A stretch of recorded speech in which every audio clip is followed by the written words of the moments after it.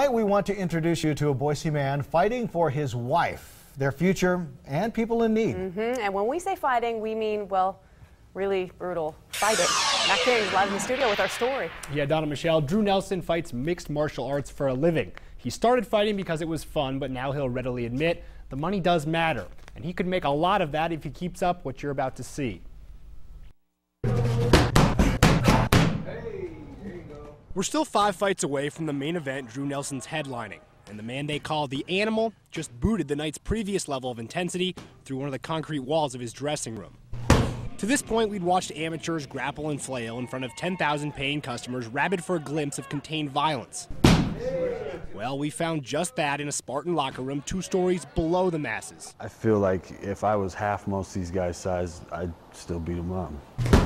Drew has bowling balls for fists, and he wields them like a typist on deadline might his fingertips. Every practice blow seems to freeze the room around him, snapping shut eyelids with each resounding smack. I guess everything's more enjoyable if you're good at it. And Drew is good, undefeated even. But the what of his success isn't as complicated as the how or the why. Just ask his parents. There was times when they were like, where is his bottom? Teenage Drew thought he had it all figured out. He now admits he was completely lost as a younger man and had no idea how difficult the world could be. When you push hard enough, I guess, to have it your way, sometimes that's exactly what you get. Drew credits his wife Crystal with extracting him from that period of darkness. But he also thanks his knucklehead years for giving his life a purpose. If somebody needs help and I see it, I'll help. And here we reveal the wrinkle in the makeup of this Achilles.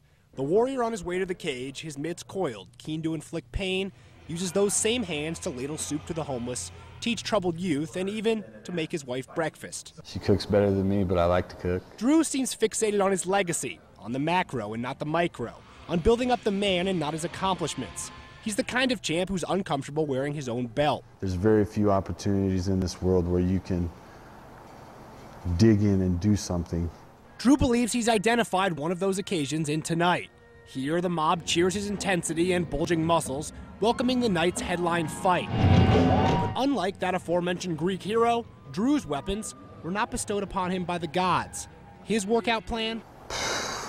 Up at 5:30, gym by 7, stretching, sparring, weights, core, back work, cardio, and that's all before lunch. Detractors call him gorilla, juice monkey, and roid head. But Drew's never failed a blood test. I've dealt with the big dumb guy thing. No, for Drew, it's not the critic who counts. Not when he's the guy actually in the arena. His face streaked with sweat, and he hopes, not blood. And not when he's got Crystal, the 6'2", 260-pound super heavyweight champion who says he likes to feel out his opponent by dropping him to the mat, calls his blushing bride the only challenger who frightens him. You learn how to navigate the smack talking better because you get in trouble. That's one fight that I don't want is with her. And at this point, this is one fight Will Heinrich doesn't want. He thinks he's going to get the best of this, I guess. And I understand that attitude or whatever, but he's not. He's going to get the worst of all of it.